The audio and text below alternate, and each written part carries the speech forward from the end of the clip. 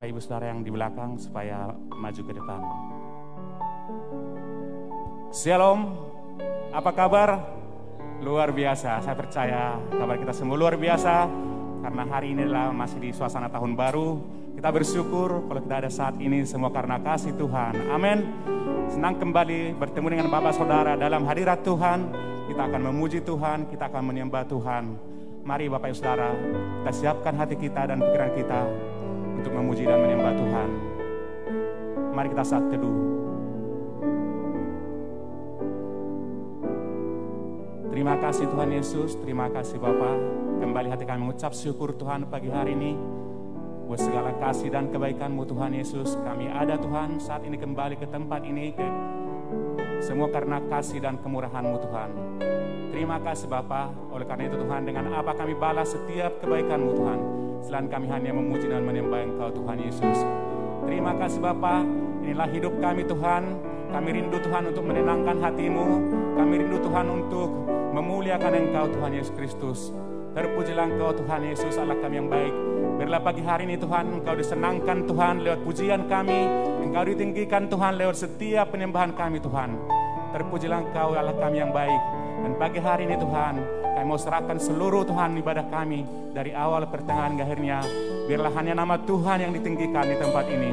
Di dalam nama Tuhan Yesus Kristus, semua kita yang percaya katakan amin. Haleluya, puji Tuhan Bapak Saudara. Mari kita siapkan hati kita untuk memuji Tuhan. Sebab hanya Dia Allah yang layak ditinggikan. Yesus Tuhan, bagi Dia segala hormat, pujian, kemuliaan dari hari ini sampai selama-lamanya. Hosana bagi Tuhan. Haleluya.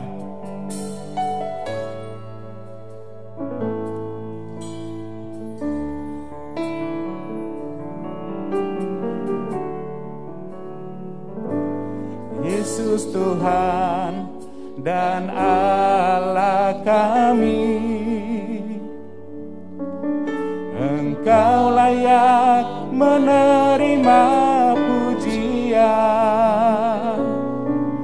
hormat dan kuasa, sebab Kau telah ciptakan segalanya. Oleh karena kehendak-Mu semuanya itu telah ada dan diciptakan untuk kemuliaan. Terpujilah Tuhan. Hosana,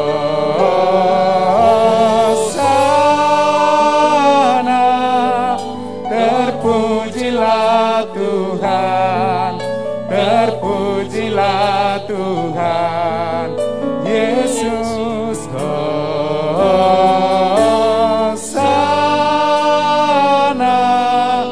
terpujilah Tuhan Yesus. Mari kita angkat kembali pujian ini. Haleluya. Yesus Tuhan dan Allah kami, Kau yang layak menerima segala pujian kami Tuhan. Haleluya. Layak menerima pujian, hormat dan kuasa, sebab Kau telah ciptakan segalanya.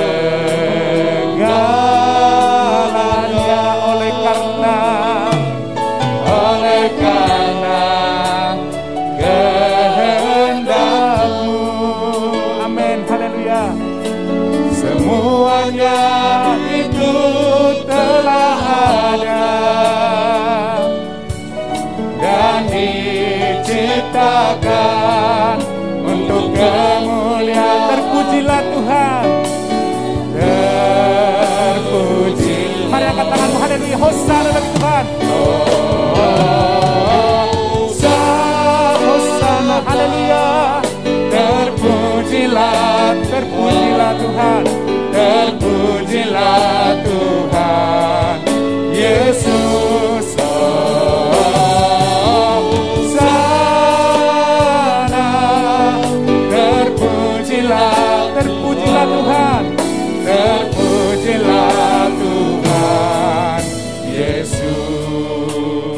Mari angkat lebih sungguh lagi pujian ini. Yesus Tuhan, Yesus Tuhan dan Allah kami. Engkau yang layak menerima segala pujian. Engkau layak menerima pujian,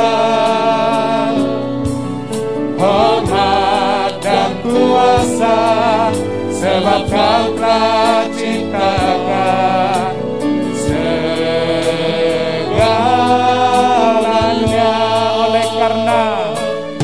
Oleh karena kehendak-Mu, semuanya itu telah ada dan diciptakan. Haleluya. Dan diciptakan untuk kemuliaan. Terpujilah, terpuji. Mari angkat tangan, hosana bagi Tuhan. Haleluya. Hosana, terpujilah, terpujilah Tuhan, terpujilah Tuhan Yesus.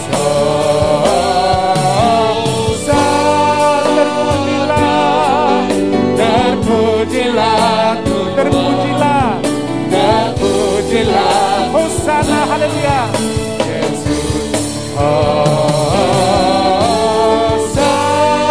Hosana bagi Tuhan.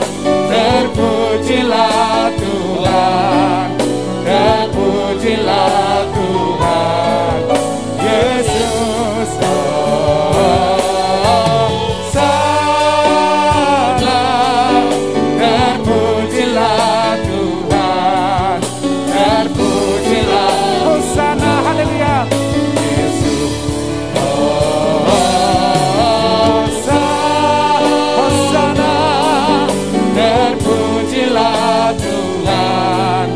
Terpujilah Tuhan Yesus. Hosana,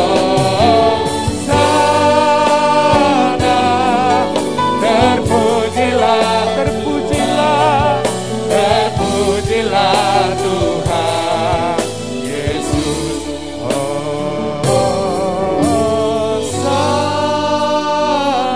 Mari angkat hatimu, terpujilah. Angkat hatimu, angkat tangan bagi Tuhan. Terpujilah Tuhan kita.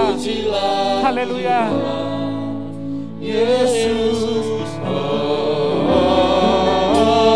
Hosana,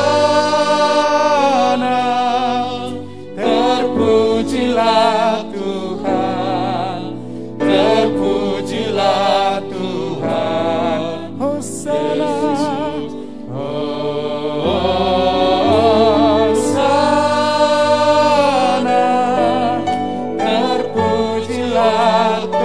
Tuhan, terpujilah Tuhan Yesus.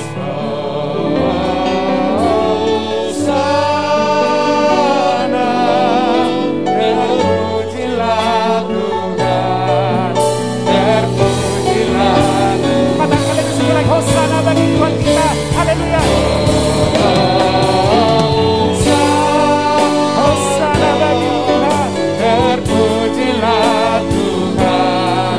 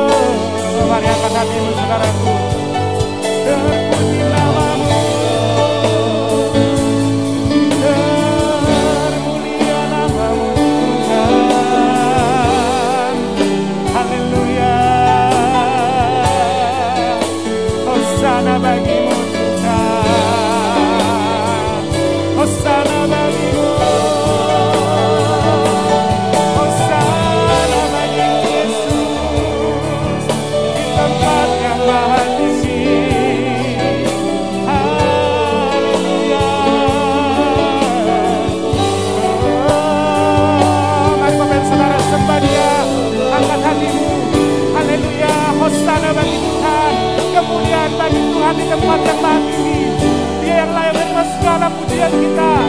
Haleluya. Haleluya.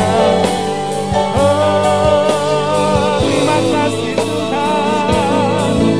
Terima kasih Bapa. Mari sembah Dia saudaraku. Sembah Dia. Tinggikan Dia. Haleluya. Bila segala yang bernapas memuji Tuhan. Haleluya. Setiap suku-suku bangsa menyembah Tuhan. Haleluya. Haleluya. Hosana bagimu. Hosana bagimu Tuhan. Haleluya. Hosana bagimu. Mari angkat hatimu saudara. Angkat hatimu, angkat tanganmu, sembah Dia. Kemuliaan bagimu, Engkau yang layak Tuhan. Engkau yang layak ditinggikan. Terima kasih Tuhan. Hosana bagimu Tuhan. Kemuliaan bagimu Tuhan di tempat yang maha tinggi Tuhan. Sebab Engkau Allah yang suci Tuhan Yesus. Engkau Allah yang kudus, yang layak kami tinggikan Tuhan. Dan biar segala yang bernapas memuji nama yang baik Engkau Tuhan. Haleluya.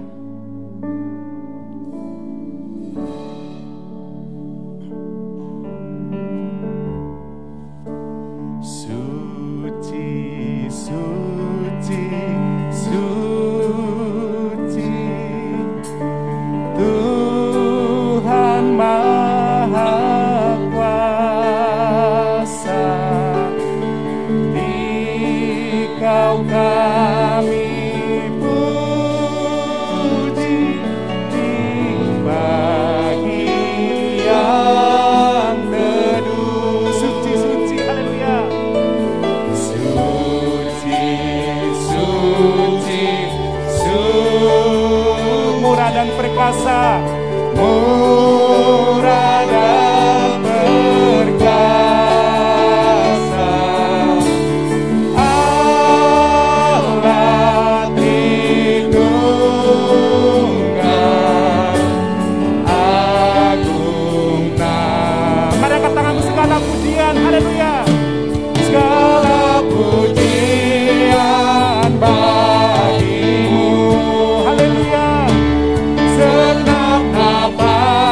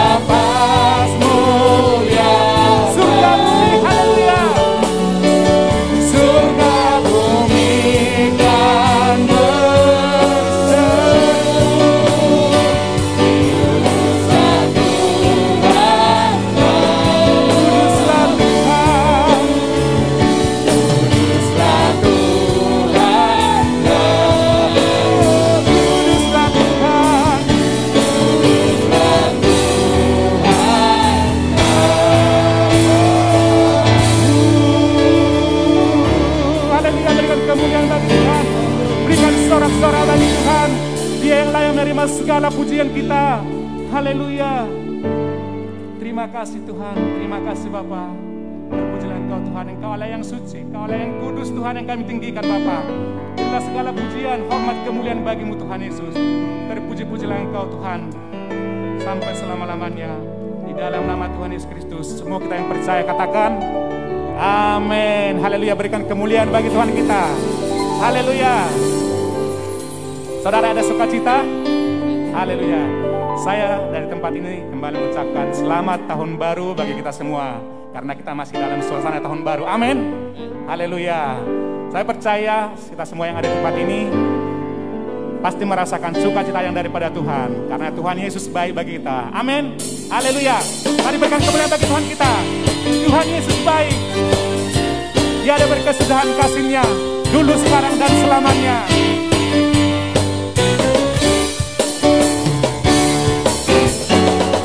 Tiada berkesudahan kasih setiamu Tuhan, selalu baru rahmat-Mu bagiku.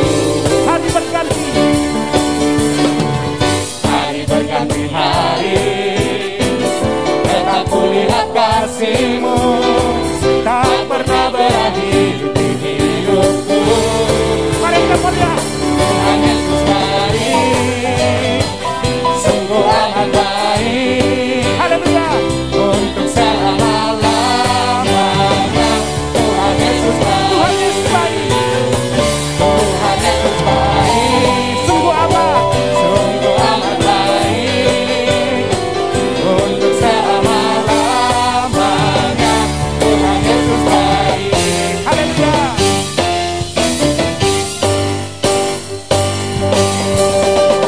Tiada berkesudahan kasih setiamu Tuhan, selalu baru rahmat-Mu bagiku. Tahun berganti tahun. Haleluya.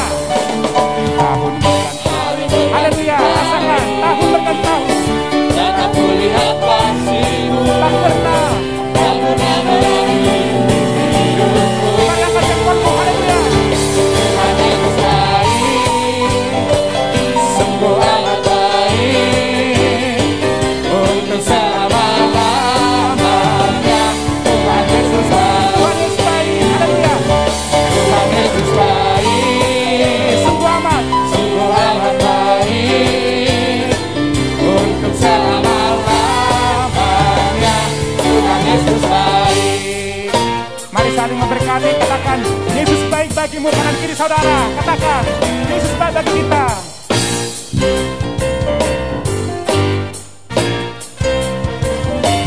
Yesus baik bagiku, Yesus baik bagiku. Dulu sekarang dan selamanya. Dia sungguh baik. Yesus baik bagiku, Yesus baik bagiku.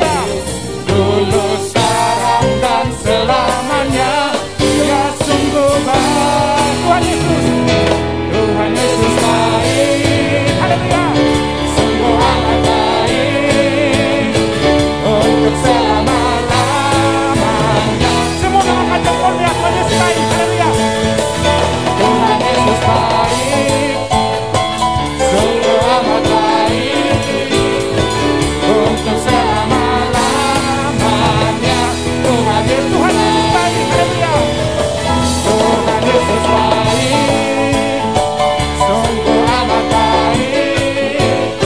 Untuk selama-lamanya. Tuhan Yesus baik. Dari selama-lamanya. Dari selama-lamanya. Tuhan Yesus baik. Sampai selama-lamanya. Sampai selama-lamanya.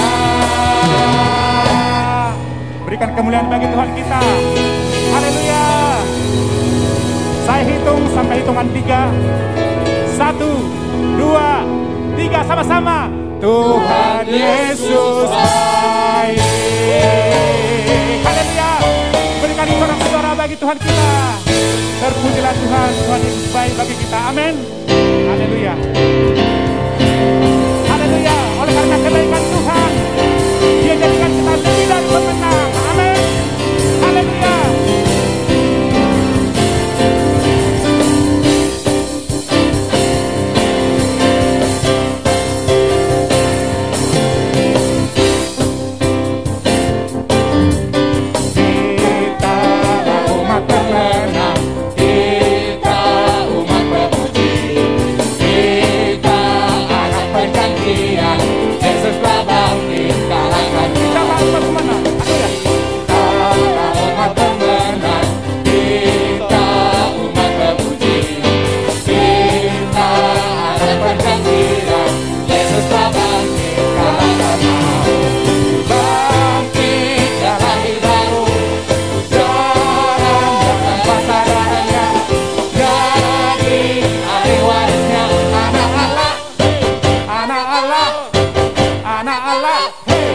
anak Allah. Hey, hey, hey. Kita umat kemenangan, kita umat pemudi, kita anak perjanjian, Yesus bangkit. Mari katakan engkau, haleluya. Engkaulah umat, mari tunduk kanan kiri saudara.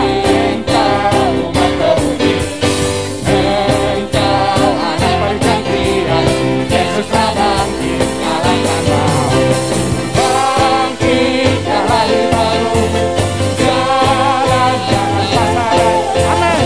Jadi ahli warisnya anak Allah, anak Allah, anak Allah, anak Allah.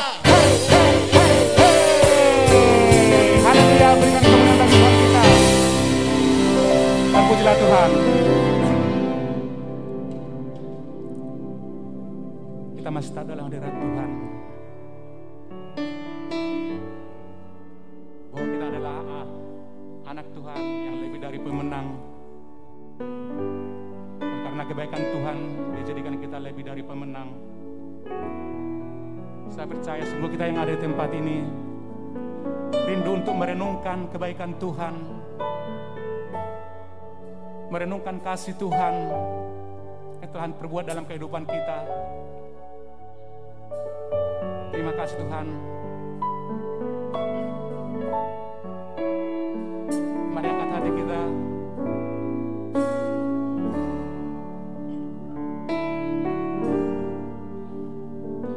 Bila ku renungkan kasih setiamu,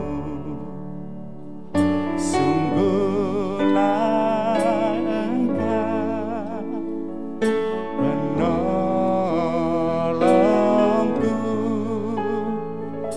dan dalam naungan kepak sayapmu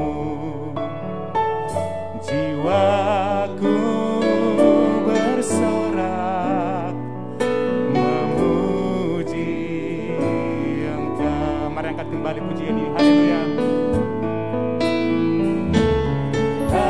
Aku renungkan kasih setiamu, sungguhlah Engkau penolongku, penolongku,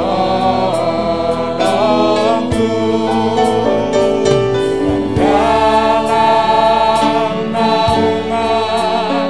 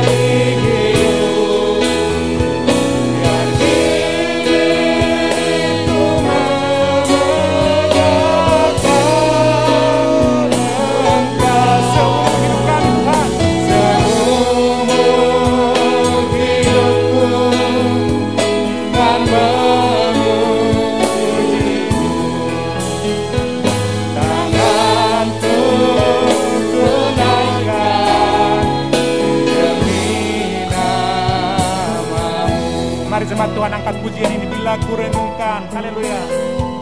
Bila ku renungkan kasih setiamu,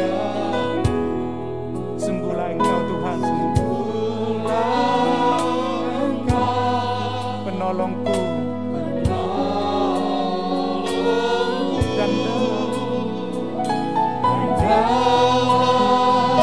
naungan kepaksaan jiwaku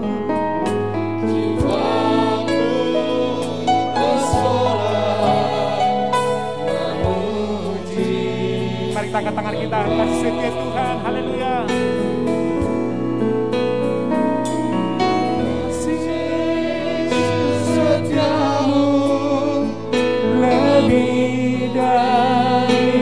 Biar bibir kami Tuhan selalu memegangkan, biar bibirku memegangkan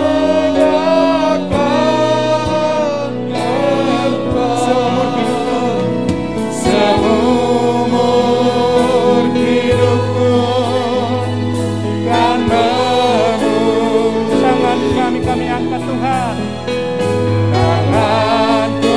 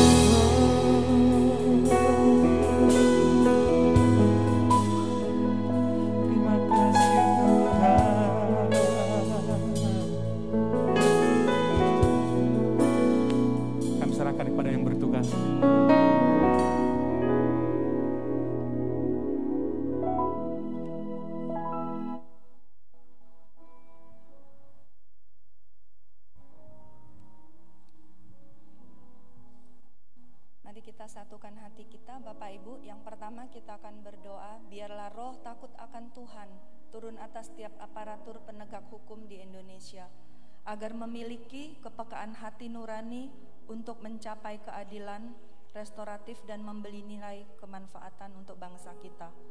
Dan juga yang kedua, kita berdoa supaya Tuhan memberkati penjangkauan jiwa-jiwa ke suku-suku di pedalaman. Bapa dalam sorga, pagi hari ini kami mengucap syukur. Kami sebagai jemaat-Mu satu hati datang kepadamu, membawa bangsa kami di hadapan-Mu, membawa Indonesia. Kami lepaskan Tuhan, takut akan Engkau, roh takut akan Engkau kepada pemimpin-pemimpin bangsa kami, aparatur penegak hukum yang ada di bangsa kami. Sehingga apapun yang mereka putuskan Tuhan di dalam pengadilan-pengadilan, Semuanya karena takut akan Engkau Tuhan dan memberikan keadilan yang benar untuk rakyat Bapa. Dan kami berdoa Tuhan, biarlah keadilan dan kebenaran yang adalah kesukaan-Mu itu Tuhan mengalir bergulung-gulung di Indonesia Tuhan, seperti ombak laut Tuhan. Semua hal yang tidak adil dan tidak benar Tuhan bongkar, Tuhan gantikan dengan kebenaran.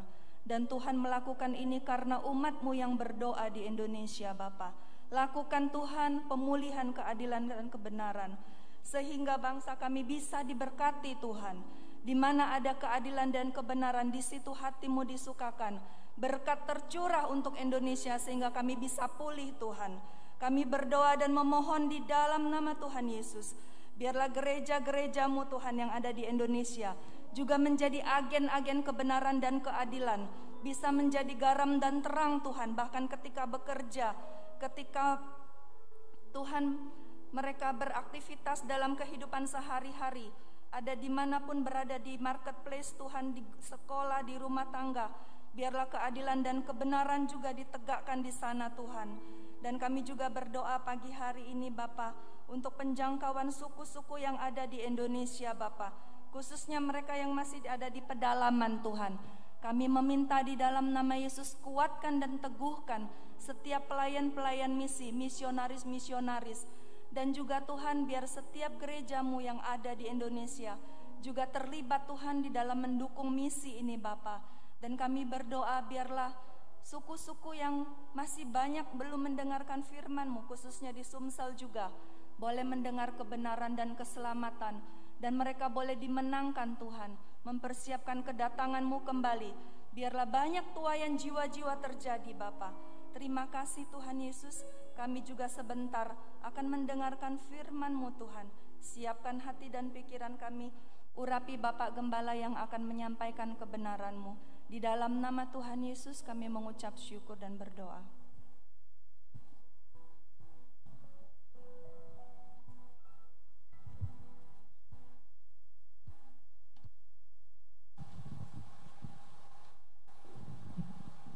Puji Tuhan. Shalom Bapak Ibu Saudara. Kiranya kasih dan anugerah Tuhan turun atas kita sekalian pada pagi hari ini. Terpujilah Tuhan yang setia, yang tak pernah habis-habisnya menolong dan menyertai kita. Selamat tahun baru bagi Bapak Ibu yang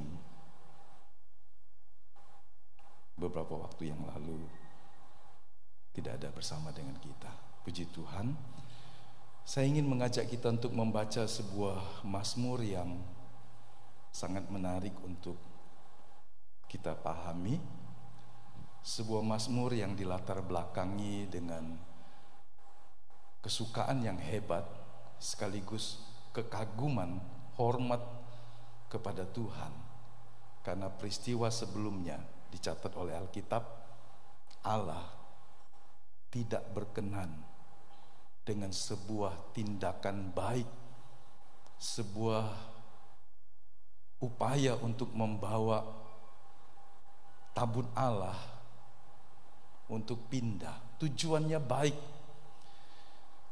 tapi caranya salah, sehingga Tuhan kemudian menyatakan kekudusannya. Saudara, tidak jarang kita beranggapan kalau tujuannya baik untuk Tuhan, soal cara mungkin tidak terlalu kita pikirkan. Tetapi sesungguhnya Tuhan ajari kita. Tuhan melihat hati kita, motivasi kita. Tuhan juga mempersoalkan cara kita melakukan satu hal yang baik. Jadi bukan semata-mata sebuah tindakan itu baik di luarnya, tetapi sikap hormat mungkin tidak ada kepada Tuhan, dan didasari oleh ketidaktahuan, kebodohan, ataupun kekerasan hati, maka seorang bisa ada di dalam murka dan penghukuman Tuhan. Seorang seringkali berpikir bahwa Tuhan itu sangat baik, sehingga bagaimanapun hidup saya dalam ketidaktahuan, dalam kebodohan akan pengenalan akan Dia, Tuhan oke-oke saja. Tapi Tuhan mendidik kita untuk mengerti tentang Dia. Ketika Anda bergaul dengan seorang yang luar biasa, kesalehannya, kasihnya, integritasnya, maka tumbuh rasa hormat. Dan sangat wajar jika kita juga ingin meniru hal yang baik dari pribadi di mana kita bergaul. Seperti itulah yang seharusnya kita dengan Tuhan. Jadi betapa menyedihkan jika ada orang-orang yang merasa dia tahu tentang Tuhan dan beranggapan Tuhan oke-oke saja dengan hidupnya, bagaimanapun sikapnya, tindak tanduknya. Maka di latar belakangnya dengan kebenaran ini, saya ingin mengajak kita untuk membaca Mazmur pasal 24 dan kemudian mengajak kita untuk membaca supaya kita mengerti dalam kisah Tawarik mengapa suasananya begitu gegap gempita, mengapa ada pujian, sorak dan tarian yang melibatkan seluruh orang Lewi. Kita berpikir tarian adalah sesuatu yang duniawi, tetapi Tuhan mengizinkan itu semua untuk menunjukkan bahwa segenap hidupmu jika dipakai untuk kemuliaan Tuhan, itu menyenangkan hatinya. Sebab Alkitab berkata, muliakanlah Allah dengan tubuhmu, sehingga dengan kesantunan, kesopanan, berpakaian dan seterusnya, tarian bisa menjadi sebuah penyembahan, bagian dari penyembahan yang kita persembahkan kepada Tuhan. Nah, mari kita membacanya. Mazmur pasal 24 ayat yang pertama. Saya akan membaca cepat ayat ini karena beberapa ayat yang lain. Mazmur Daud. Tuhanlah yang empunya bumi serta segala isinya, dan dunia serta yang diam di dalamnya. Sebab dialah yang mendasarkannya di atas lautan dan menegakkannya di atas sungai-sungai. Siapakah yang boleh naik ke atas gunung Tuhan? Siapakah yang boleh berdiri di tempatnya yang kudus? Yaitu orang yang bersih tangannya, yang murni hatinya, yang tidak menyerahkan dirinya kepada penipuan, dan yang tidak bersumpah palsu. Dialah yang akan menerima berkat dari Tuhan dan keadilan dari Allah yang menyelamatkan dia. Itulah angkatan orang-orang yang menanyakan dia, yang mencari wajahmu, ya Allah Yakub. Ayat 7, kemudian kita berpindah pada sebuah bagian yang menunjukkan kepada apa yang tadi saya ceritakan. Angkatlah kepalamu, hai pintu-pintu gerbang, dan terangkatlah kamu, hai pintu-pintu yang berabad-abad, supaya masuk raja kemuliaan. Siapakah itu raja kemuliaan? Tuhan, jaya dan perkasa. Tuhan perkasa dalam peperangan.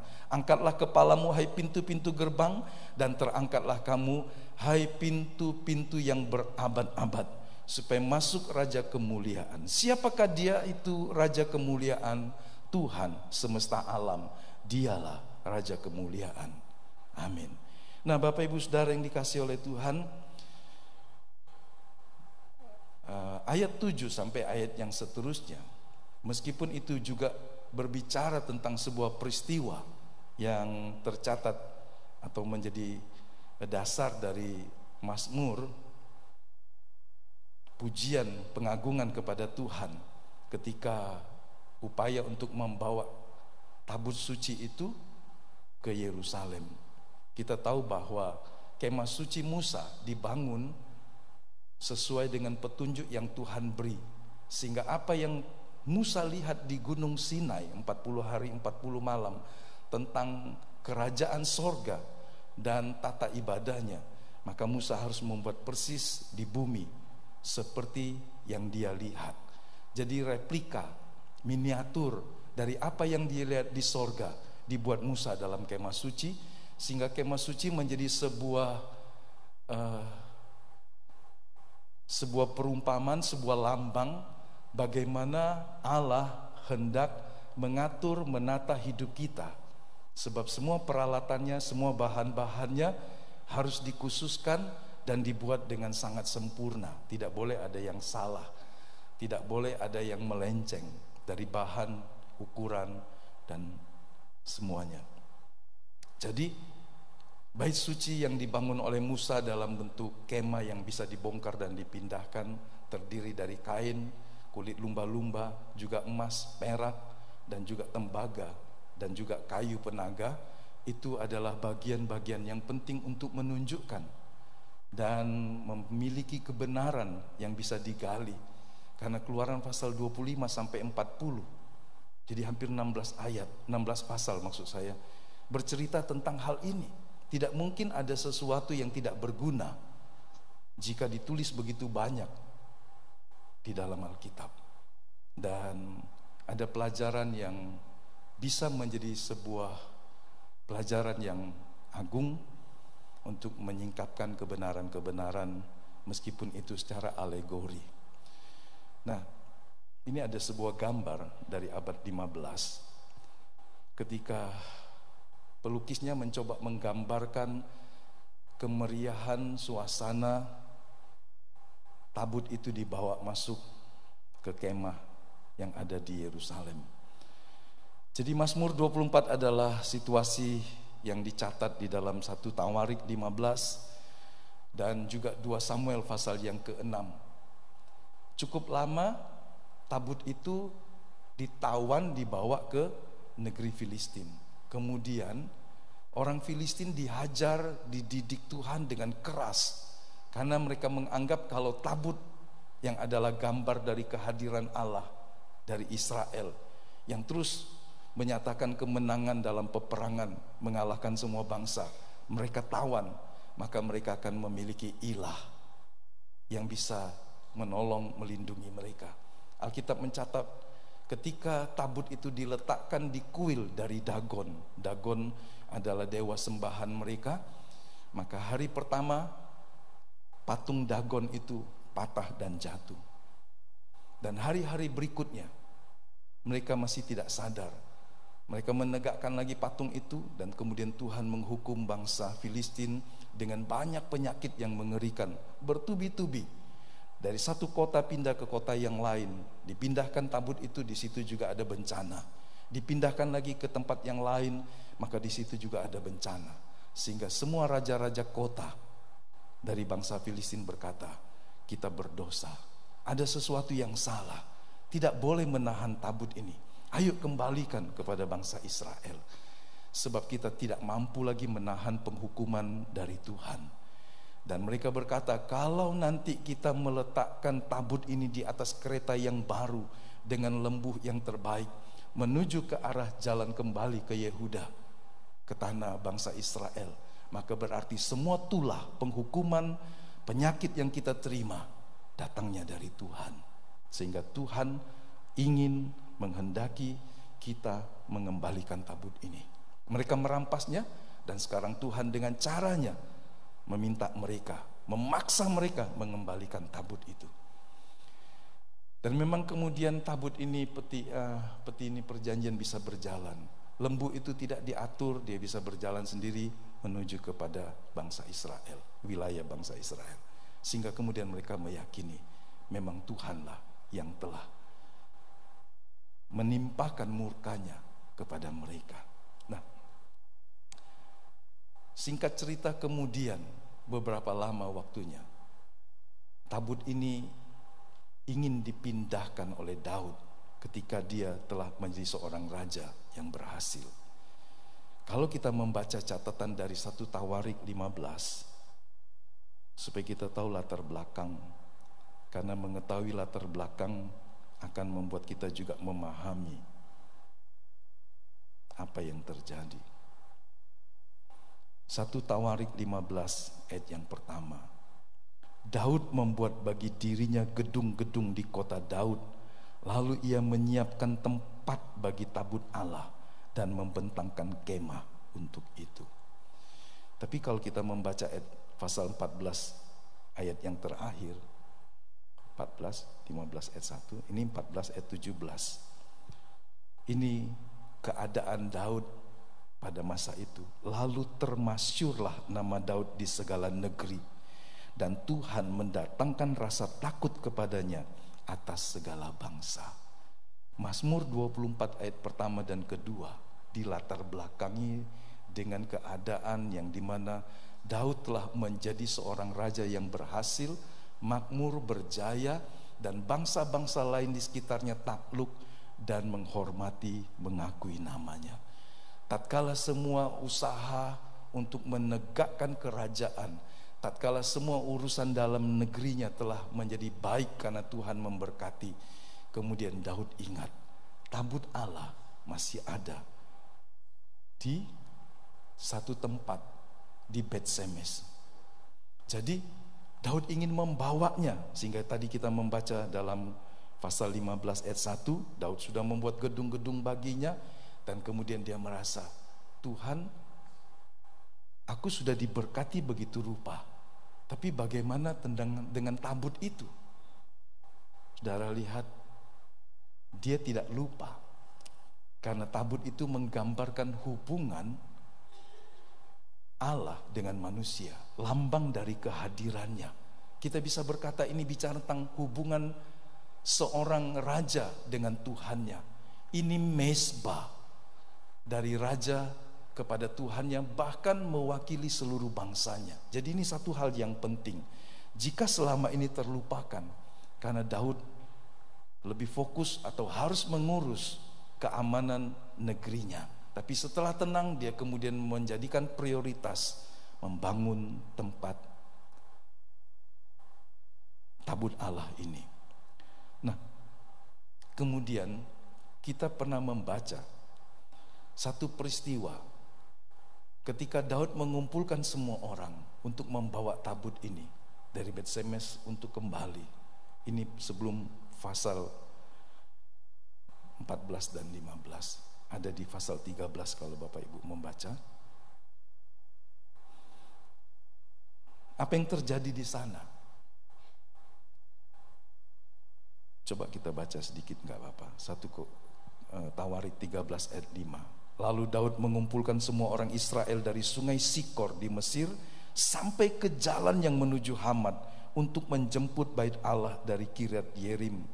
Lalu Daud dan segenap orang Israel berangkat ke Baala, ke Kiryat Yerim yang termasuk wilayah Yehuda untuk mengangkut dari sana tabut Allah yang disebut dengan nama Tuhan yang bertahta di atas kerubium. 17 ayat 7. Mereka menaikkan tabut Allah itu ke dalam kereta yang baru dari rumah Abinadab, sedang Usa dan Ahio mengantarkan kereta itu. Jadi Daud meskipun seorang raja yang dekat dengan Tuhan, ketika dia berusaha memindahkan tabut ini, dia tidak teliti. Kalau menurut saya, dia mengabaikan satu hal yang sangat penting. Meskipun dia mengumpulkan semua bangsa Israel dan orang Lewi, tapi mengangkut tabut Tuhan bukan seperti bangsa Filistin. Di sini kita belajar satu hal. Orang Filistin memindahkan tabut itu dengan menaikkannya di atas kereta dan ditarik oleh sapi. Tuhan tidak menghukum mereka karena mereka tidak tahu peraturan membawa dan memindahkan peralatan kemah suci. Tapi Daud punya orang Lewi, mereka punya hukum Taurat.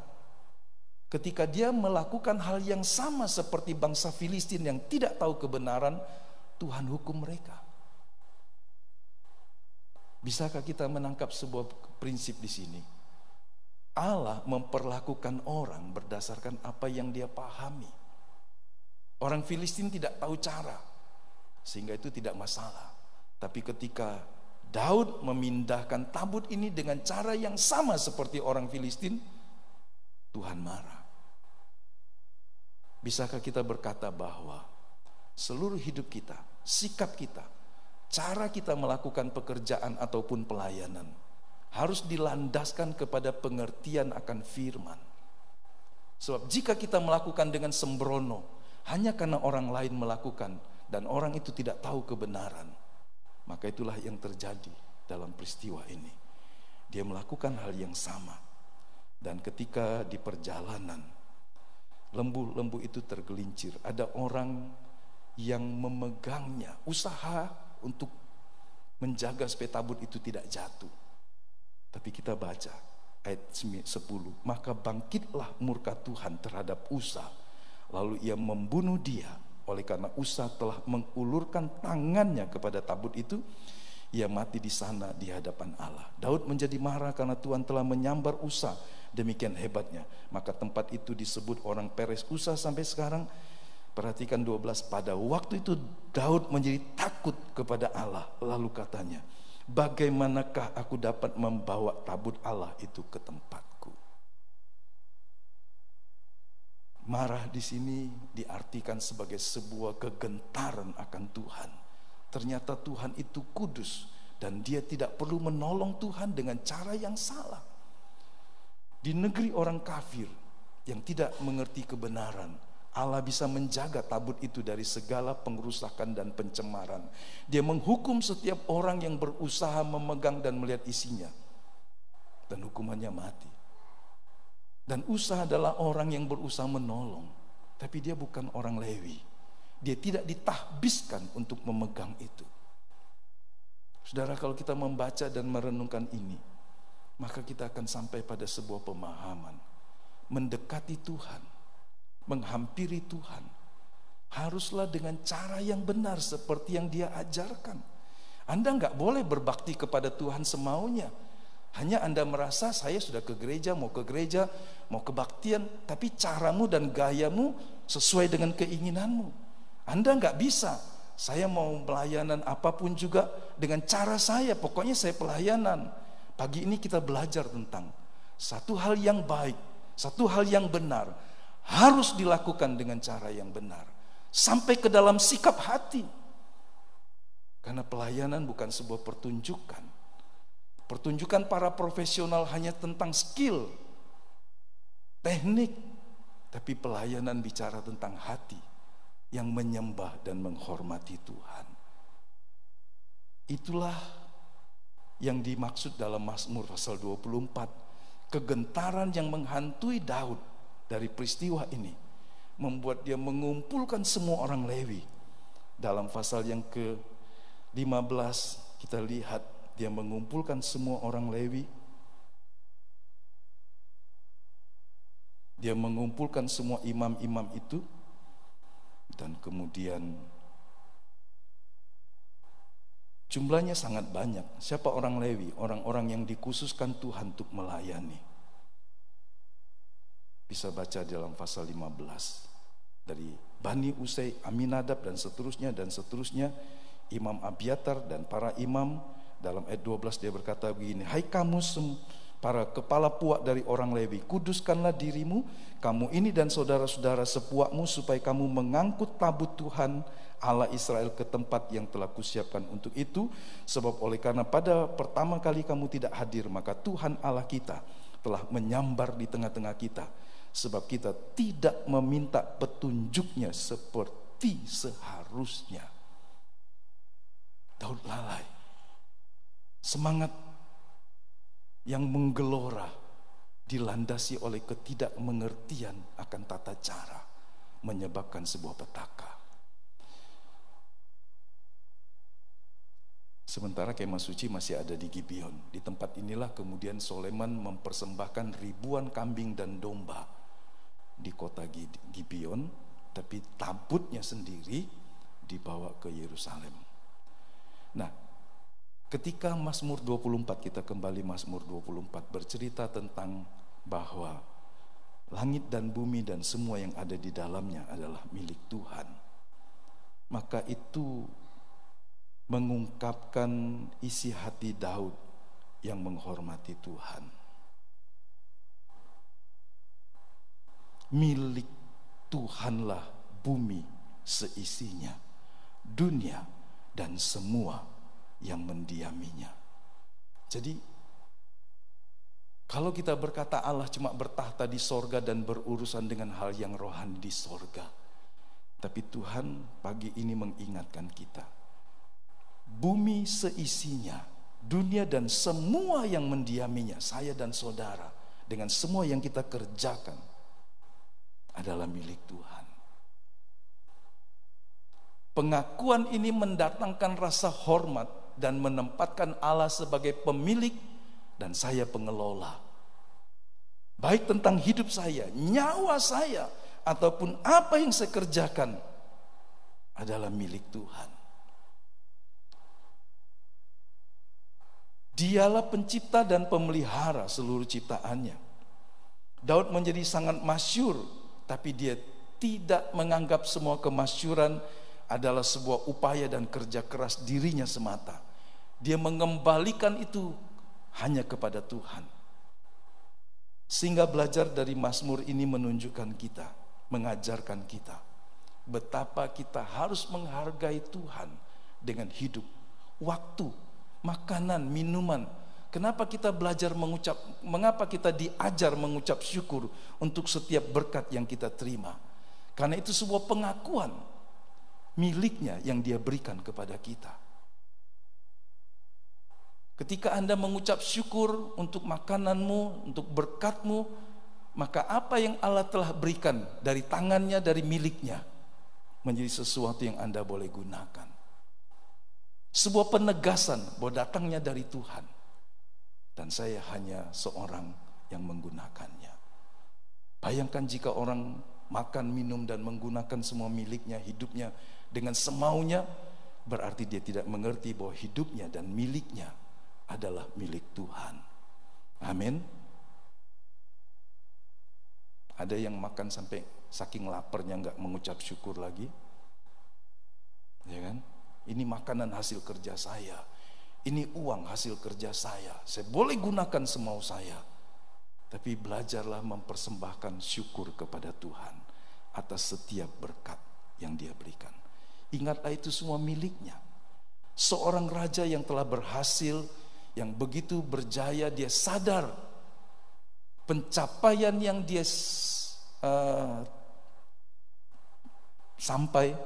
pencapaian yang dia telah peroleh sampai saat ini adalah datangnya dari Tuhan. Jangan pernah jadi orang yang bebal, sombong, dan tidak mengerti, yang tidak tahu bersyukur kepada Tuhan dengan hidup yang Tuhan berikan. Kita bisa membandingkannya di dalam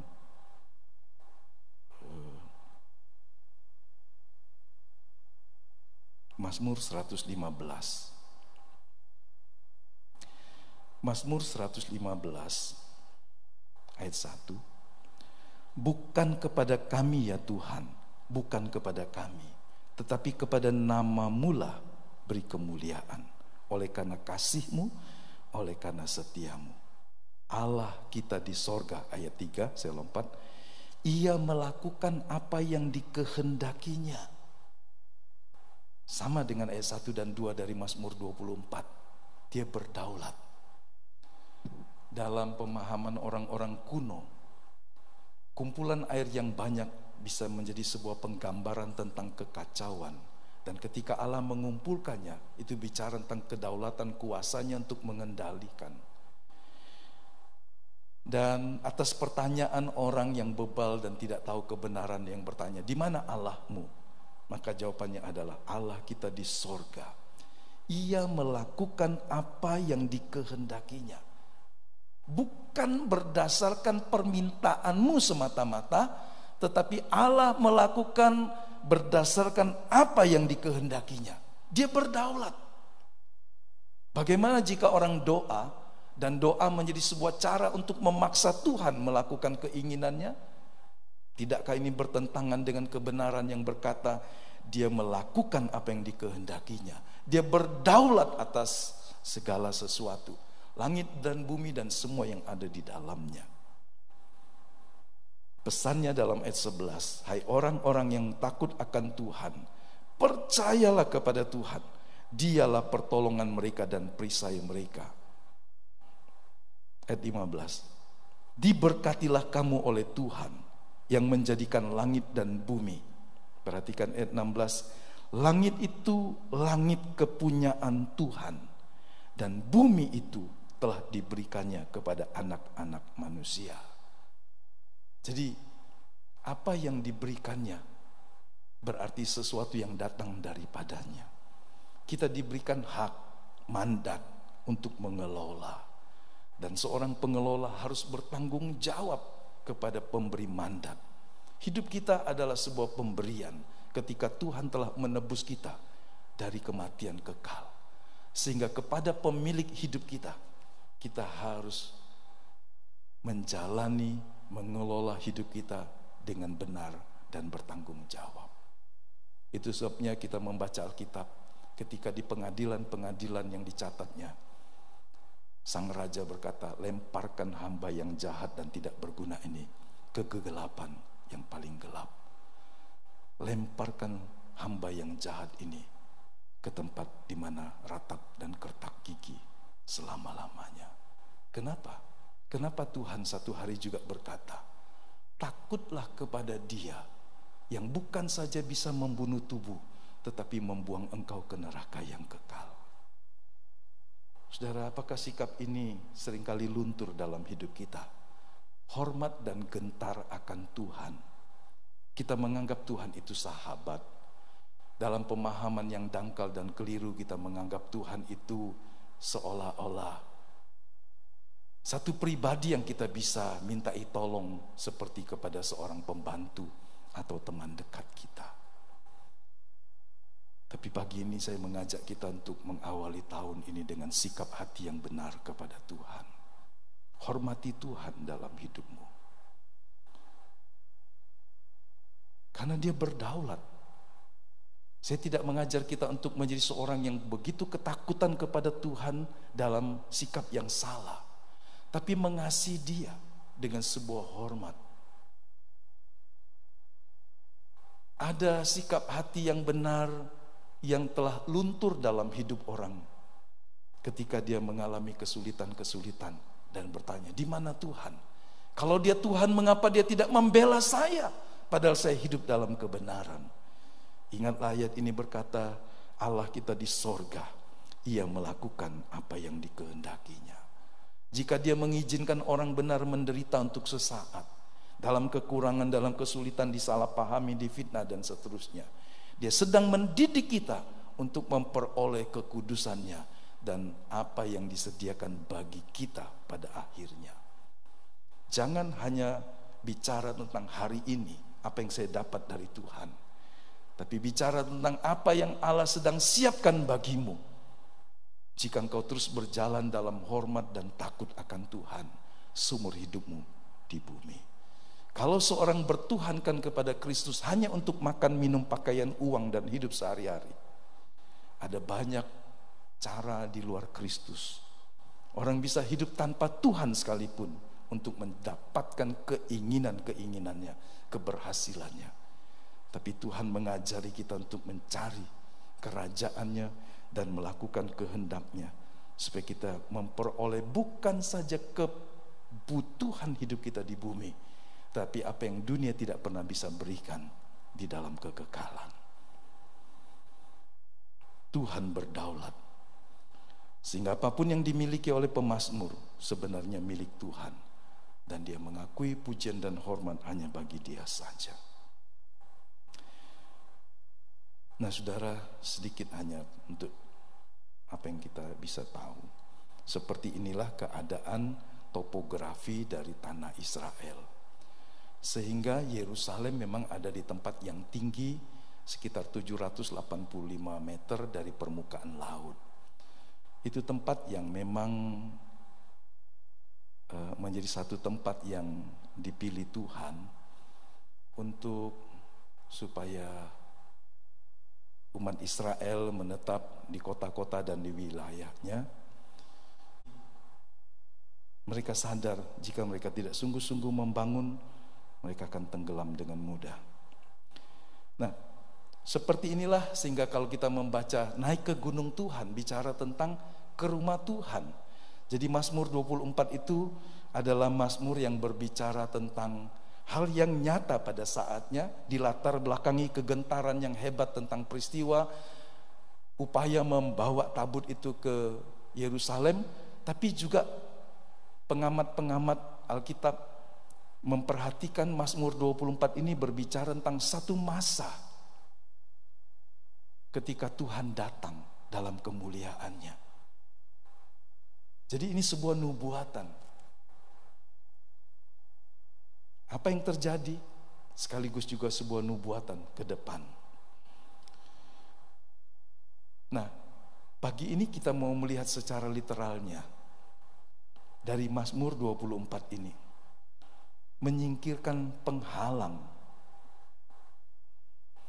Siapakah yang boleh naik ke atas gunung Tuhan? Kenapa disebut gunung? Walaupun hanya 785 meter dari permukaan laut. Karena tempatnya memang tinggi. Siapakah yang boleh berdiri di tempatnya yang kudus?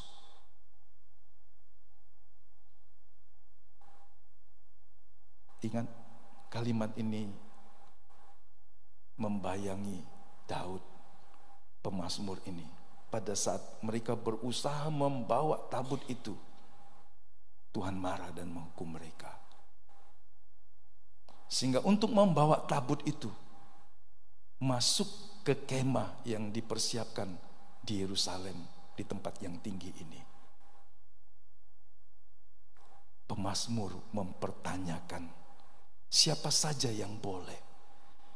Ciri-ciri atau kualifikasi seperti apa orang yang boleh berdiri dan naik dan berdiri di tempat Tuhan yang kudus. Apa yang tersedia baginya? Saudara lihat ayat yang ke-6. Jadi itu ayat 3 dan ayat yang ke-6.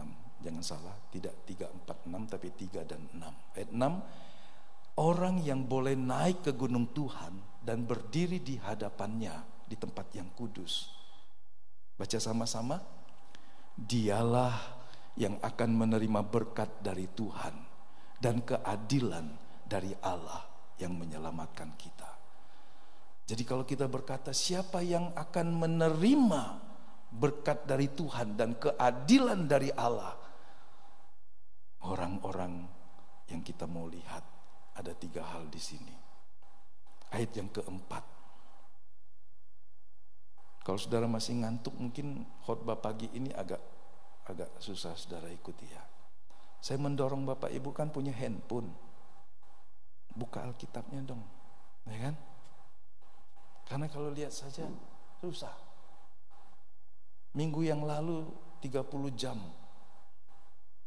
kami ada 36 orang belajar sebuah kelas. Pengajarnya profesor dengan 2 gelar PhD, bicara bahasa Inggris. Materinya mendalami bahasa Greka dalam konteks untuk belajar perjanjian baru. Textbooknya tahun 1923. Textbooknya sudah 100 tahun hampir. Sehingga bahasa Inggrisnya adalah bahasa Inggris 1 abad yang lalu. Hanya mendengar, saat pertama saya kurang persiapan karena jam 7 sudah belajar dan 6 jam sehari. Saya ngeblank. Tapi kemudian saya memprint out bahannya, saya menulis dan mencatat, sehingga akan agak menolong. Saudara, saya ingin mendorong kita untuk ketika ke gereja, karena gereja ini adalah gereja di mana khotbah tidak disampaikan hanya untuk menyenangkan telinga, tapi saya mempersiapkannya berjam-jam, berhari-hari, supaya saudara juga mendapat makanan yang cukup. Sehingga Anda juga perlu punya catatan. Di handphone ada note yang bisa Anda catat. Anda boleh bawa kertas ya. Karena ini bukan sesuatu yang ketika Anda mendengar dan akan ingat terus, tapi Anda harus merenungkannya. Sebab ini sesuatu yang lebih berharga dari emas dan perak. Alkitab berkata langit dan bumi akan berlalu, tapi firman-Nya tinggal tetap. Amin. Ya. Jadi ayat yang keempat mengatakan siapa yang boleh naik ke gunung Tuhan, siapa yang boleh berdiri di hadapannya, siapa yang akan menjadi orang yang menerima berkat dari Tuhan dan keadilan dari Allah, orang yang boleh mendekati Dia. Siapa? Inilah orangnya, orang yang bersih tangannya dan yang murni hatinya. Ini sebuah kualifikasi. Seperti tadi latar belakangnya, nggak boleh hanya tujuannya baik saja, tapi yang berani-berani pegang barang kudus itu siapa? Usa. Maksudnya baik supaya nggak jatuh. Saya hanya berpikir begini setiap kali baca kisah itu. Kalau tidak dipegang, tabut itu jatuh nggak ya? Karena kereta yang ditarik lembu itu sedang tergelincir. Hanya itu pertanyaan saya. Tapi sampai hari ini saya tidak menemu jawabannya. Tapi atas dasar pengalaman ketika Tuhan menghukum semua raja-raja kota bangsa Filistin, maka saya mempunyai keyakinan Tuhan pasti bisa menjaga tabut itu tidak jatuh dengan caranya. Dia bisa memakai mulut keledai dari Nabi Bloon, Nabi Biliam ini untuk berbicara.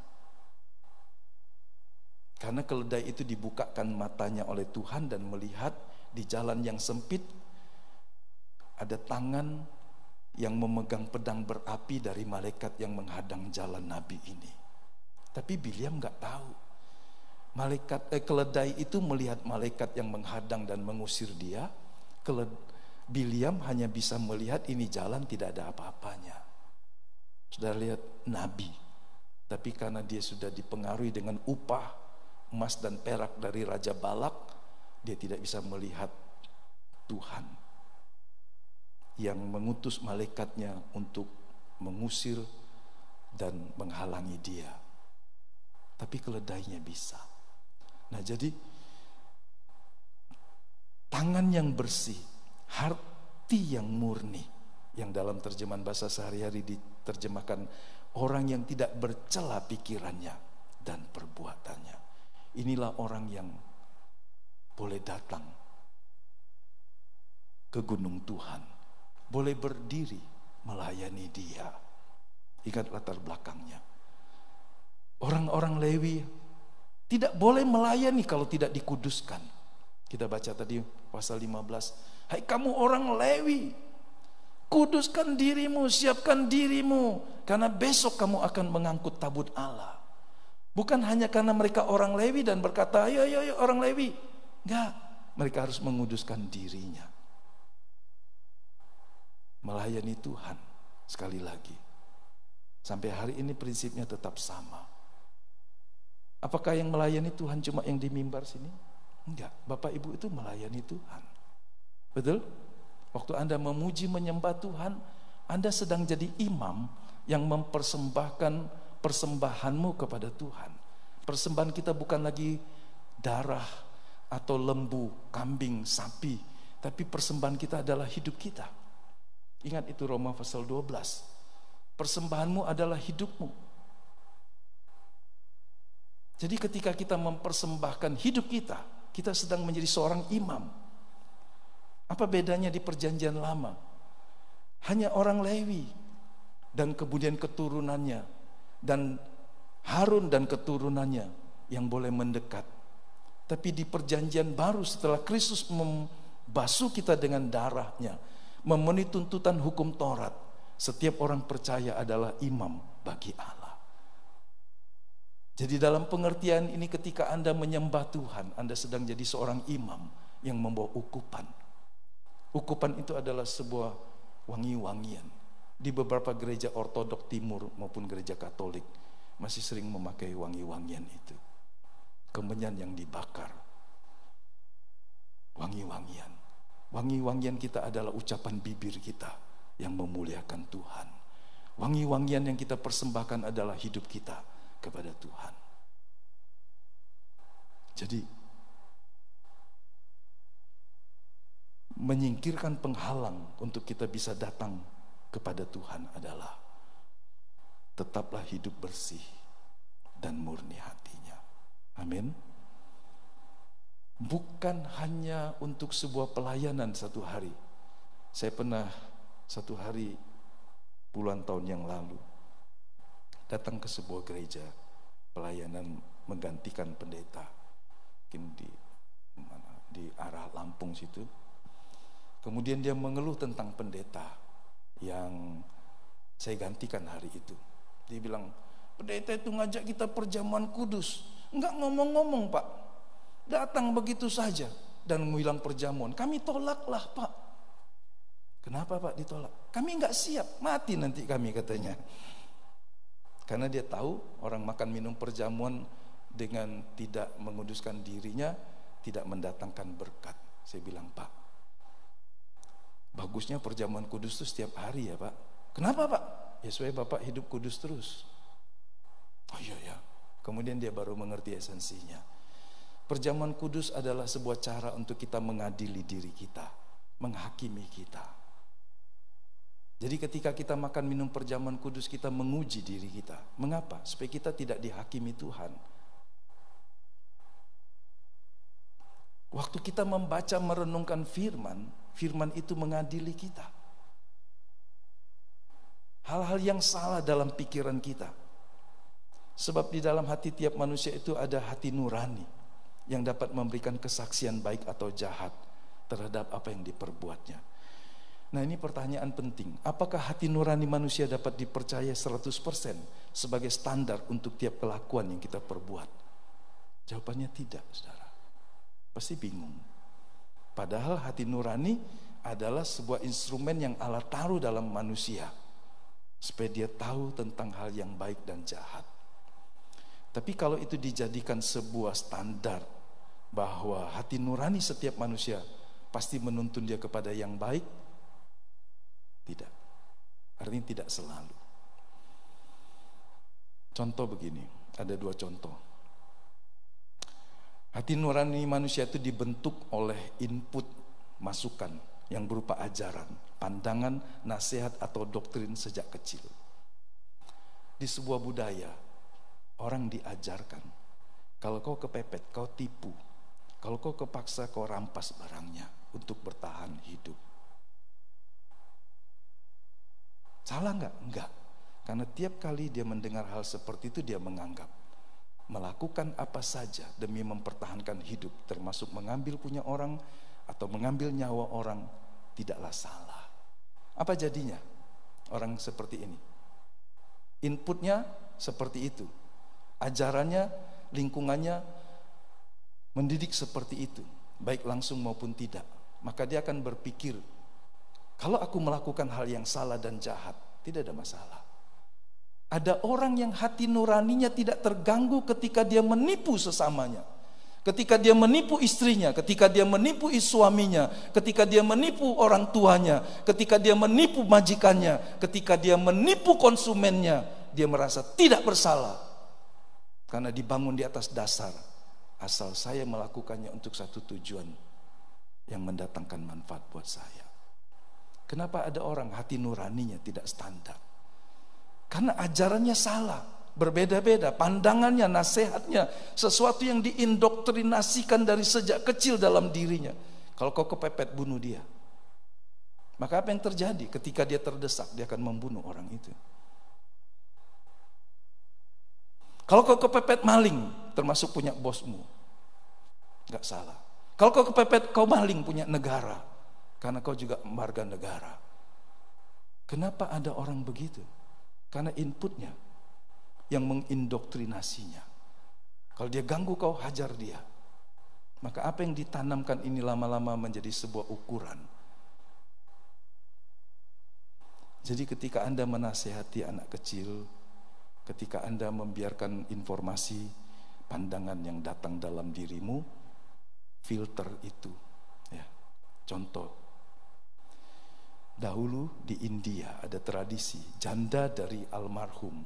Jadi suaminya mati, jandanya juga harus ikut dibakar. Lah, jandanya masih hidup. Iya, tapi itu sebuah tradisi dan keyakinan. Tokoh adat, tokoh agama mengatakan begitu. Gambaran dari kesetiaan. Waktu Inggris menjajah, gubernur Inggris dengan susah payah mengajarkan, itu salah, nggak cocok. Hati nurani, meskipun penjajah punya hati nurani, meskipun menjajahnya adalah hal yang lain lagi, tapi dalam hal ini mereka terus bersitegang dengan pemimpin adat. Nggak boleh, jangan, kasihan. Untuk apa orang yang hidup hanya karena suaminya mati harus dibakar juga? Coba tanya sekarang. Kalau, maaf kata, suamimu mati, gambaran dari kesetiaanmu kau dibakar juga, karena dibakar. Gimana? Gak masuk akal kan?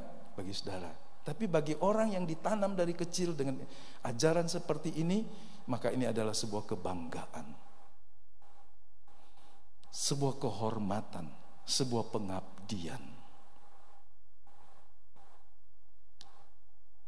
Jadi dari kisah ini kita tahu bahwa hati nurani tidak bisa dipercaya 100% untuk dijadikan standar moral. Karena berbagai input negatif yang telah mencemarkannya. Kalau inputnya salah, tidak sesuai dengan firman, hati nuraninya juga salah. Ya kan? Pakailah hati nuranimu, woy. Dia ngomong, katik masalah dengan hati nuraniku. Sekedar bohong, nyuri, ya kan? Sekedar nipu, nggak salah. Kau tidak terganggu dengan hati kau? Tidak. Kau bohong itu tidak masalah? Tidak. Lalu, mari kita cek hati nurani kita.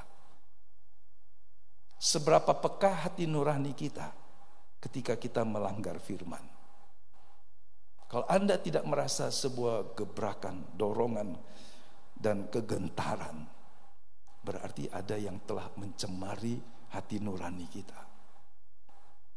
Karena bagi Allah, dosa adalah sebuah kejahatan yang serius dan manusia akan menjadi terpisah dari Tuhan karena dosa. Sebab pelanggaran dan dosa mendatangkan maut. Sederhananya kalimat dari Roma pasal 3, upah dosa adalah maut.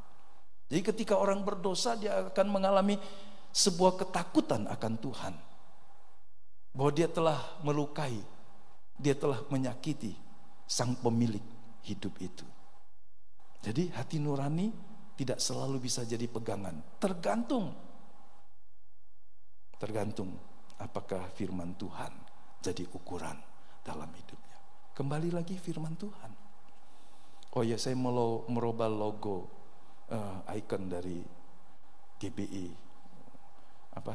grup WhatsApp GBI yang tadinya apa-apa jadi cuma salib dan firman ya. Nanti saya kemarin tak tolong isi bikinin logo gereja GBI supaya Bapak Ibu bisa melihat di situ kalau ada informasi. Kan bingung. Tadi istri saya mau kirim pengumuman atau warta, dia bingung. Mana nggak ada lagi yang tulisannya sudah beda. Yang dulu apa? GBI online ya. Tapi karena kita meyakini keadaan akan jadi lebih baik dan normal, kita akan onsite. Ya. Ada kebaktian jam 4 buat Bapak Ibu yang tidak sempat pagi hari. Jadi kalau inputnya salah, salah juga. Nah, inilah juga jawabannya yang terjadi dalam hidup Saulus. Ini seorang pemimpin muda, dipenuhi dengan firman, diajar belasan tahun setiap hari dari masa kecilnya tentang Tuhan dan hukum-hukum Tuhan. Dia hafal, dia mengerti, dia seorang sarjana. Tapi mengapa dia membunuh atau mengizinkan orang-orang membunuh Stefanus dan orang-orang Kristen lainnya? Karena dia beranggapan bahwa dia melakukan kehendak Tuhan. Satu hari anak Yakub, anak perempuan namanya Dina, dicemarkan oleh anak raja kota Sikem. Wah, kakak-kakaknya marah sekali dan kemudian menggunakan sebuah muslihat. Pura-pura ingin berbesanan dengan bangsa ini, tapi harus sunat. Waktu mereka semua laki-laki disunat semua sedang kesakitan, maka Lewi dan saya lupa siapa namanya, ada dua kakaknya, mengajak semuanya untuk kemudian membunuh laki-laki dari kota ini. Bapaknya marah sekali. Dia bilang, kalian ini membusukkan namaku. Kalau bangsa-bangsa yang lain tahu, kita ini kan masih sedikit, kenapa kalian begitu? Mereka berkata, karena dia telah mencemarkan adik kami. Dasar mana? Ketika ada yang satu anggota terganggu, dihina, direndahkan, maka mereka akan membunuh semua populasinya atau komunitasnya. Hukum Taurat mengatur hanya orang bersalah yang menanggung kesalahannya. Jadi satu orang bersalah tidak perlu seluruh kota Sikem dibinasakan. Mata ganti mata, gigi ganti gigi. Tapi ketika Yesus datang, dia mengajarkan hal yang berbeda. Mengampuni orang yang bersalah kepadamu, karena penghakiman adalah haknya Tuhan. Nah, saudara lihat, hukumnya sama, tapi diberikan muatan yang lebih tinggi. Itulah ajaran Kristus kepada kita. Jadi kalau saudara lihat bahwa ada orang yang tidak merasa terganggu hati nuraninya, membunuh orang, meledakkan orang, dan seterusnya, karena inputnya. Oke?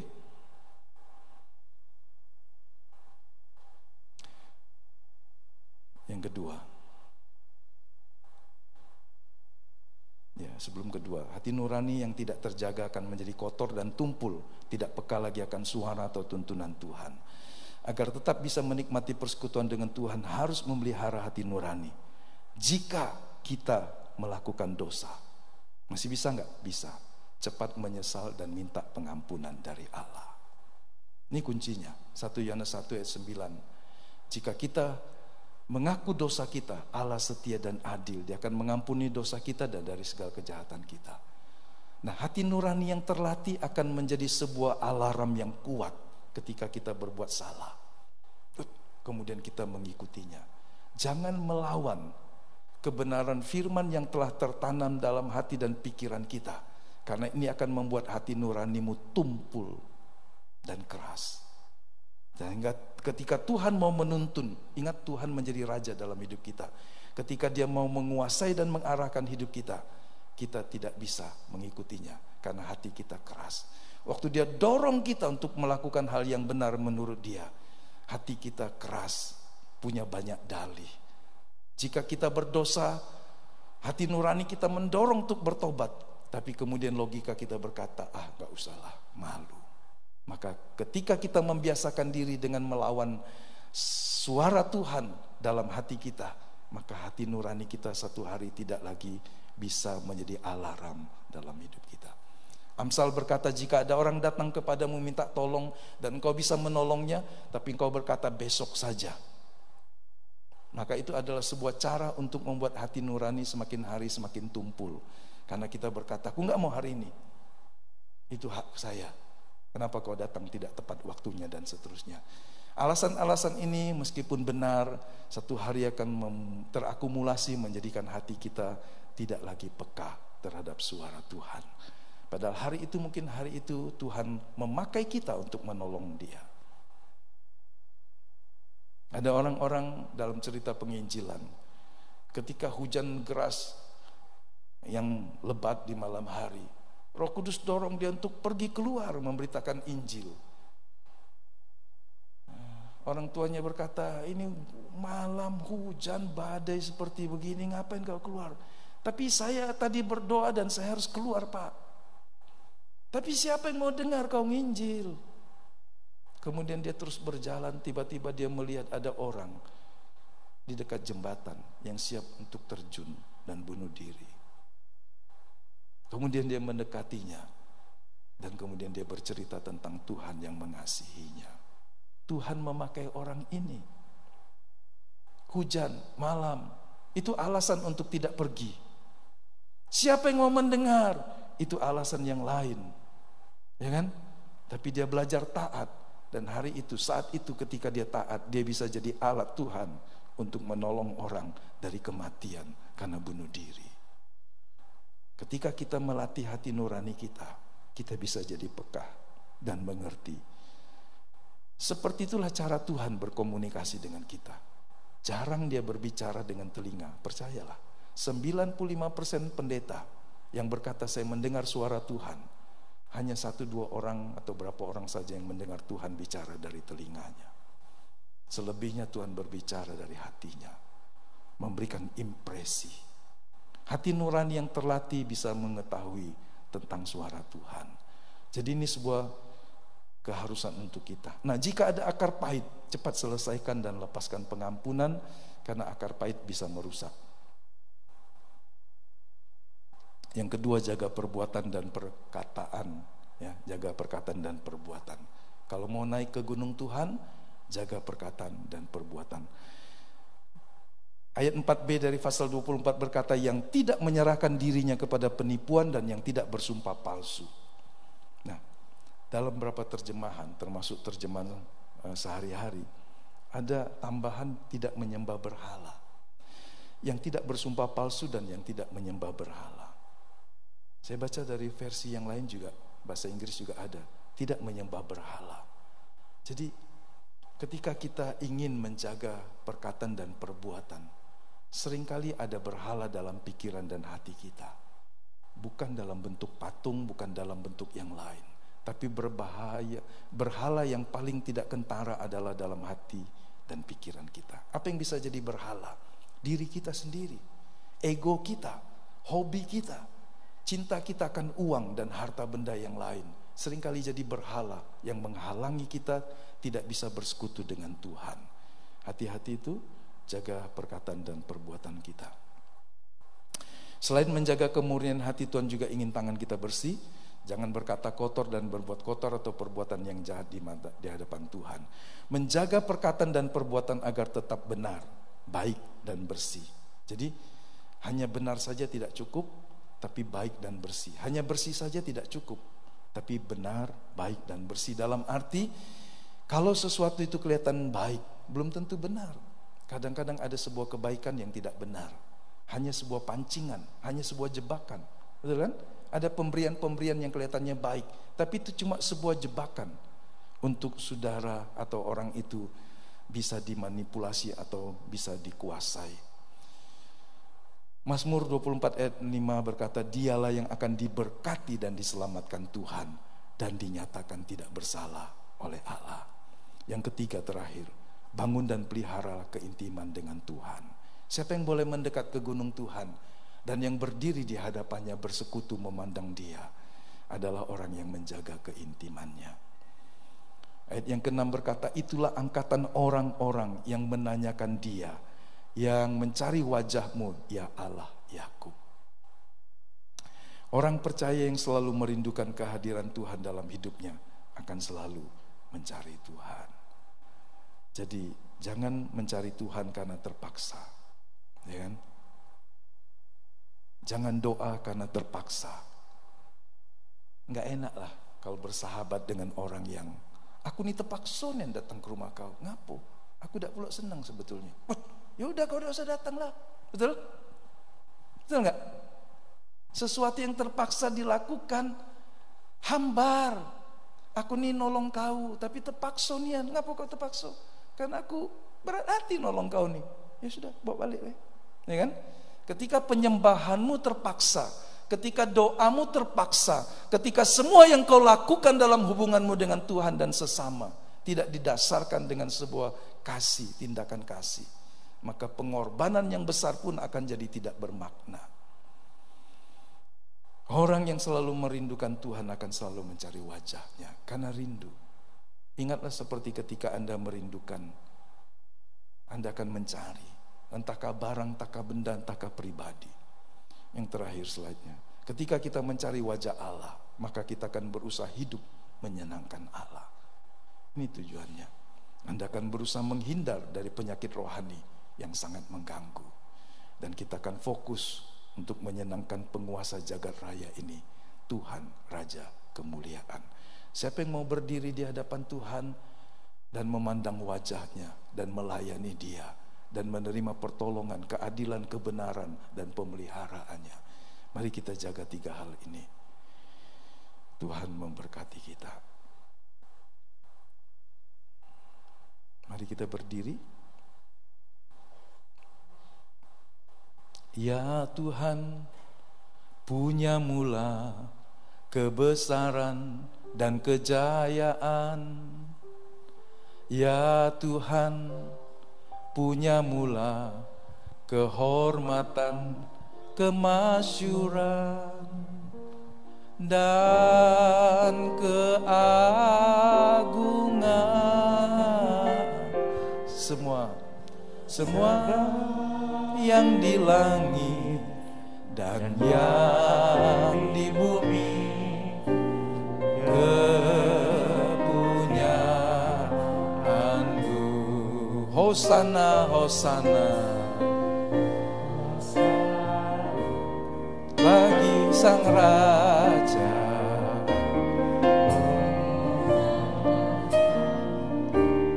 Di tempat yang maha tinggi, Hosana,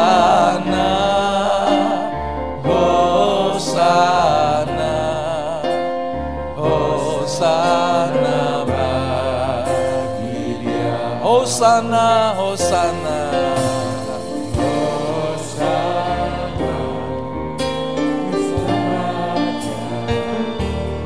Hosana di tempat yang maha tinggi. Hosana, Hosana, Hosana bagi Dia.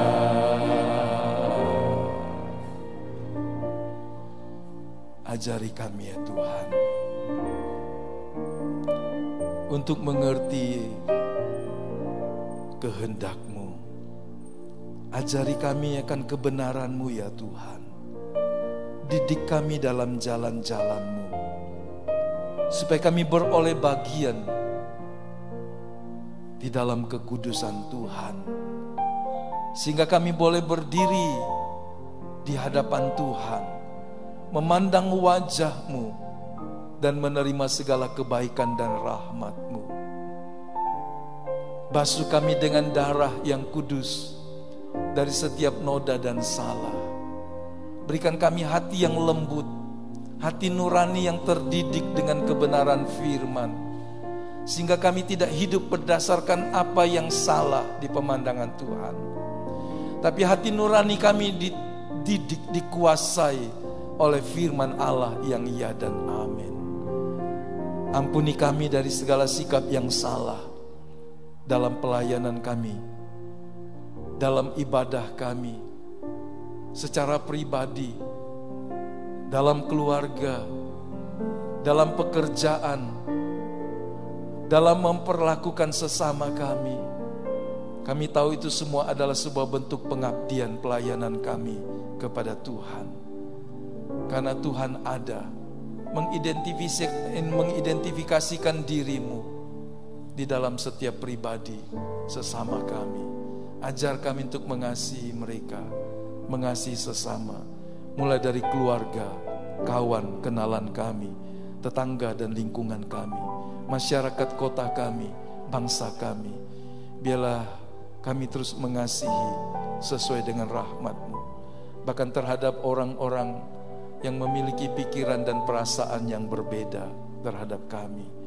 Biarlah kuasa Roh Kudus memampukan kami untuk terus mengasihi sesama kami, mengasihi bangsa kami.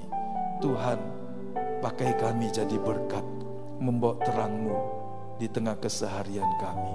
Berkati anak-anak-Mu dalam dunia kerjanya, rumah tangganya, iman pertumbuhannya. Biarlah kami semakin hari semakin berkenan kepada Tuhan.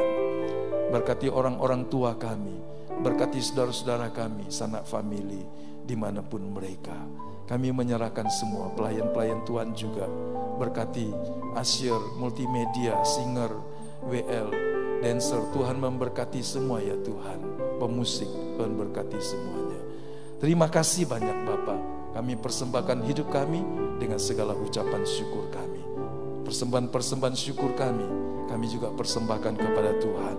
Biarlah Engkau memberkati sesuai dengan rahmat dan anugerah-Mu. Dalam nama Tuhan Yesus Kristus kami berdoa. Kekasih-kekasih Tuhan, pulanglah dengan membawa berkat dari Allah Bapa, kasih karunia dari Tuhan kita Yesus Kristus, persekutuan penyertaan Roh Kudus bersama kita pagi ini, sampai Tuhan membawa kita dalam kemuliaan kerajaan-Nya di langit yang baru dan bumi yang baru. Haleluya, haleluya, amin.